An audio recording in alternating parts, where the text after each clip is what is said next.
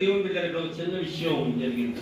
ఆదాము పశ్చాత్తాపం చెంది, ప్రభువా ఎంతకాలం ఈ బాధ, అనవసరంగా నీ మాట చెబుతాం, నువ్వు చేయొద్దన్న పని చేస్తావు కాబట్టి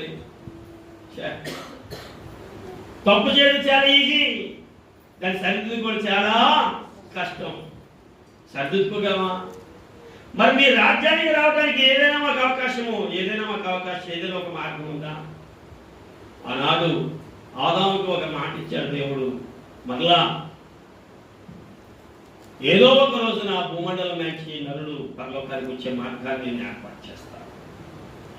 ఆదాముకి ఇచ్చిన వరమే లోకరక్షకుడైన యేసు ప్రభు ఈ లోకానికి అవతరించాడు. దేవునికి స్తోత్రము కలిగి పరలోకానికి వెళ్ళడానికి ఏమాత్రమూ హక్కు లేని మానవుడికి పరలోకానికి తీసుకుని వెళ్ళటానికి పరలోకంలోంచి భూలోకానికి తన కుమారుడు యేసు